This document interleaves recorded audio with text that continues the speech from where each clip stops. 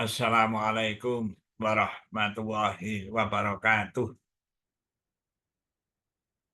Pada kesempatan kali ini, para pemirsa yang budiman, saya akan bincang-bincang tentang pembelajaran. Ya, pembelajaran di sekolah atau di mana saja ya, pembelajaran.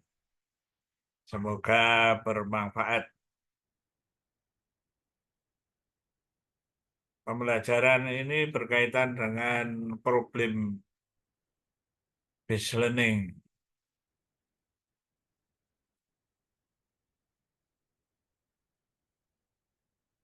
Nah, berkaitan dengan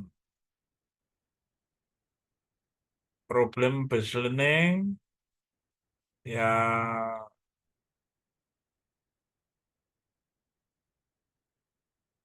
nanti akan digabung dengan namanya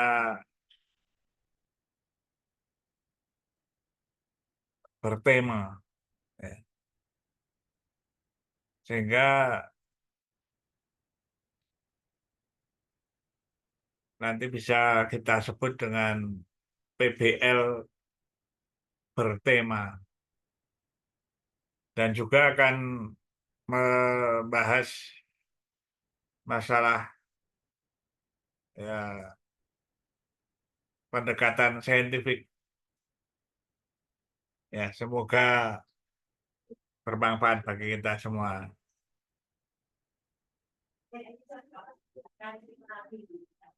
Problem listening itu biasa dikenal dengan PBL.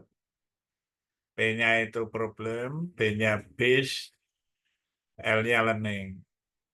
Nah, fasenya atau sintaknya itu secara singkat adalah fase satu, orientasi siswa kepada masalah. Jadi siswa itu ya dikenalkan, diorientasikan dengan masalah yang diberikan oleh guru. Ya, mengorganisasikan siswa ini fase dua, tahap boleh ya, fase boleh gitu. Atau langkah, ya, langkah yang kedua. Jadi mau bagaimana, apakah bekerja kelompok, dibagi kelompoknya dan sebagainya, diorganisasikan. Juga kalau masalahnya banyak, bagaimana membagi ya, masalah itu pada kelompok-kelompok, misalnya begitu. Ya ini memang bergantung pada situasi kondisi dan pada guru. Intinya adalah mengorganisasikan siswa. Lalu membimbing penyelidikan secara individu dan juga kelompok. Nah, kalau kerjanya kelompok itu eh, membimbing kelompoknya, juga membimbing secara individu dalam kelompok itu, ya.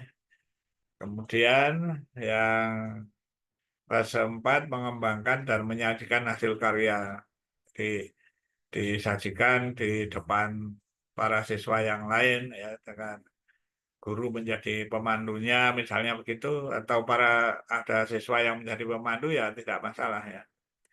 Itu hanya untuk ya biasanya dilakukan dengan cara melakukan presentasi atau ditempel di dinding-dinding itu hasil karyanya juga bisa ya. Fase 5, menganalisa dan mengevaluasi proses pemecahan masalah. Nah ini eh, guru eh, lebih berperan ya, jadi menganalisa dan mengevaluasi. Tentu saja para siswa juga bisa menganalisa dan mengevaluasi proses pemecahan masalah yang dilakukan oleh kelompok yang lain. Nah, untuk itu di sini ada PBL bertema, maksudnya apa? Pembelajarannya dengan model PBL ya, seperti yang disebutkan tadi sintaknya. Hanya saja lembar kerja siswa dilengkapi dengan masalah kontekstual bertema. Ada temanya, misalnya temanya berkemah, temanya misalnya mendaki gunung, temanya mengukur ya tinggi gedung gitu ya. Bahan ajar juga dilengkapi dengan soal-soal bertema. Jadi bahan ajarnya juga dibuat ya. Yang ada di buku dimodifikasi, lalu para guru kreatif untuk membuat bahan ajar dilengkapi dengan soal-soal yang bertema. Jadi intinya dalam PBL dan ada kontekstual ya berkaitan dengan lingkungan sekitar, lalu digunakan tema. Jadi PBL bertema. Nah, ini menjadikan lebih menarik bagi para siswa dan lebih bermakna di dalam belajar. Nah, model pembelajaran itu semestinya ya kalau ada pendekatan, pendekatan misalnya saintifik atau pendekatan lainnya, pendekatan itu banyak ya. Nah, lalu itu akan lebih mudah kalau diintegrasikan dalam sintak model. Jadi pendekatannya itu ya dalam sintak model itu tersirat begitu. Metode pembelajaran, metode juga integrasikan ke sintak model pembelajaran. Jadi modelnya ini yang utama gitu. Lalu dalam model itu nanti dipikirkan oleh guru dampak langsung dari pembelajarannya apa. Dari langsung itu yang secara misalnya matematika ya secara matematis ya. Kalau pelajaran yang lain juga apa dampak langsung dari belajarnya itu. Ya, dampak tidak langsungnya dari pembelajaran apa? Misalnya berpikir kritis, berpikir kreatif, dan juga kerja keras, misalnya kerjasama dan sebagainya itu dampak tidak langsungnya harus dipikirkan di dalam pembelajaran menggunakan model pembelajaran itu. Ya, seperti itu. Nah, tadi ada pendekatan, ya. Pendekatan itu ada scientific approach ini melalui pengamatan, mengamati, ya, observing. Kemudian questioning itu silih tanya. Jadi bukan guru yang bertanya, bukan siswa yang bertanya, sebenarnya bukan sekadar itu pun ya questioning. Tapi akan lebih bagus para siswa berdiskusi dengan temannya itu ya. Itu kalau dalam kerja kelompok itu namanya silih tanya, questioning. Biasanya kalau para guru menyusun hanya bertanya, guru menanya, siswa menjawab, atau siswa bertanya, guru menjawab. Bukan sekadar itu. Ya. Yang lebih utama adalah diskusi antar siswa. Ya. Komunikasi terjadi di situ ya. Experimenting itu mencoba. Ya, kalau di dalam kerja kelompok ya mencoba bersama-sama itu mencoba atau mengumpulkan informasi gitu ya. Kata lainnya mencoba itu. Experimenting itu mencoba atau dalam rangka mengumpulkan informasi. Lalu associating itu menalar.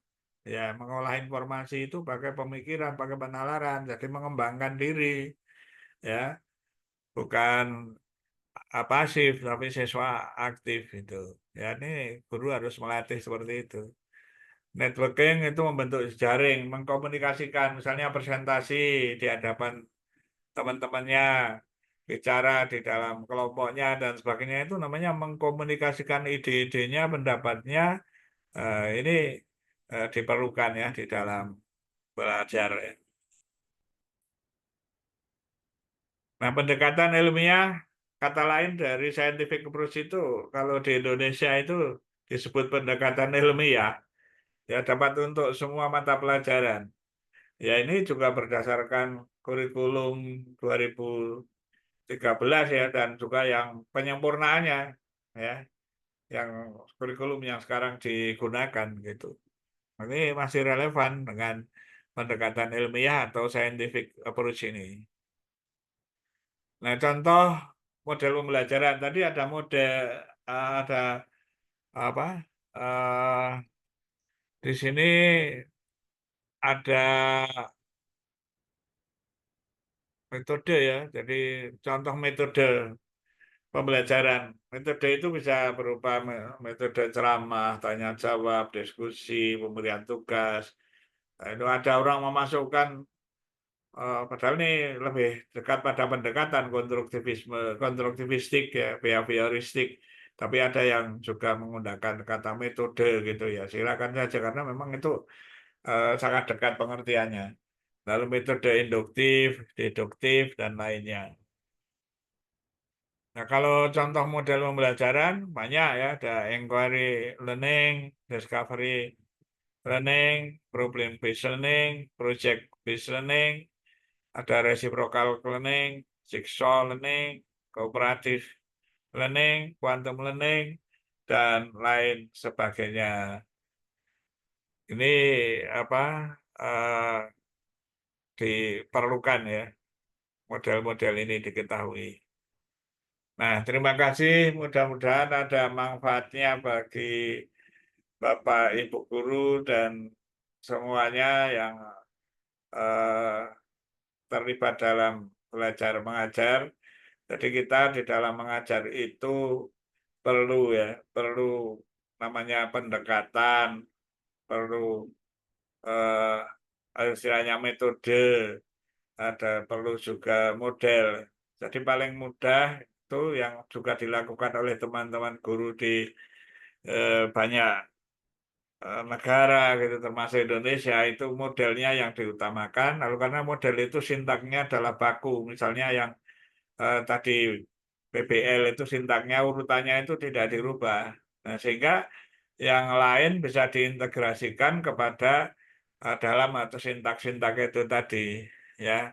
Misalnya dengan metode induktif gitu lah. Nanti akan kelihatan bahwa oh ini si guru mengajar dengan metode induktif.